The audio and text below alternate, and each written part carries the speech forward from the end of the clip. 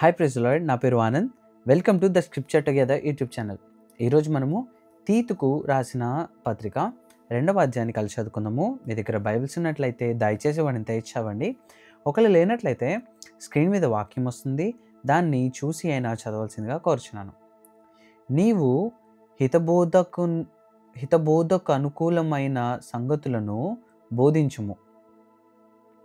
ఎలాగనగా వృద్ధులు మితానుభవము గలవారును, మాన్యులను, స్వస్థబుద్ధి గలవారును, విశ్వాస ప్రేమ సహనముల యందు లోపము లేనివారునై ఉండవలెననియు, అలాగుననే వృద్ధిస్థలు కొండెకత్తెలను మిగుల మద్యపానాసక్తులునై ఉండక ప్రవర్తన యందు భయభక్తులు గలవారై ఉండవలెననియు, దేవుని వాక్యము దూషింపబడకుండునట్లు యవ్వన స్త్రీలు తమ భార్యలకు లోబడి ఉండి తమ భర్తలను శిశువులను ప్రేమించువారును, స్వస్థబుద్ధి గలవారును, పవిత్రులను, ఇంట ఉండి పనిచేసుకొనువారును, మంచివారునై ఉండవలెనని బుద్ధి చెప్పుచు మంచి ఉపదేశము చేయువారునై ఉండవలెననియు బోధించుము.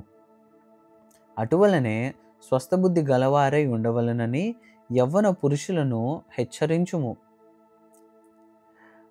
పరపక్షమందుండు వారు మనలను గూర్చి చెడు మాట ఏదియూ చెప్పనేరక సిగ్గుపడునట్లు అన్నిటియందు నిన్ను నీవే సత్కార్యముల విషయమై మాదిరిగా కనుపరుచుకొనుము. నీ ఉపదేశము మోసము లేనిదిగాను, మాన్యమైనదిగాను, నిరాక్షేపమైన హితవాక్యముతో కూడినదిగాను ఉండవలెను. దాసులైన వారు అన్ని విషయముల యందు మన రక్షకుడగు దేవుని ఉపదేశమును అలంకరించున్నట్లు తమ యజమానులకు ఎదురుమాట చెప్పక, ఏమీయు అపహరింపక, సంపూర్ణమైన మంచి నమ్మకమును కనపరుచుచు అన్ని కార్యముల యందు వారిని సంతోషపెట్టుచు వారికి లోబడి ఉండవలెనని వారిని హెచ్చరించుము.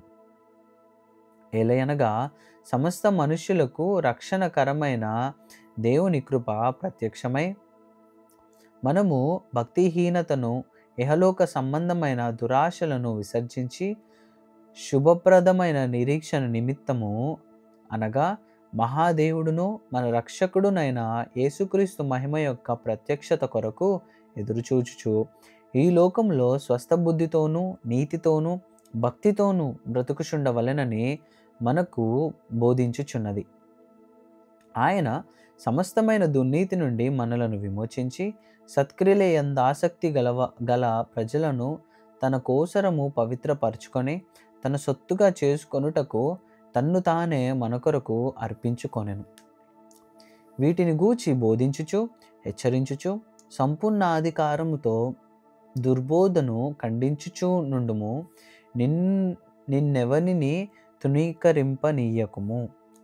దేవుడిచ్చిన వాక్యము దీవించును గాక. ఆమెన్.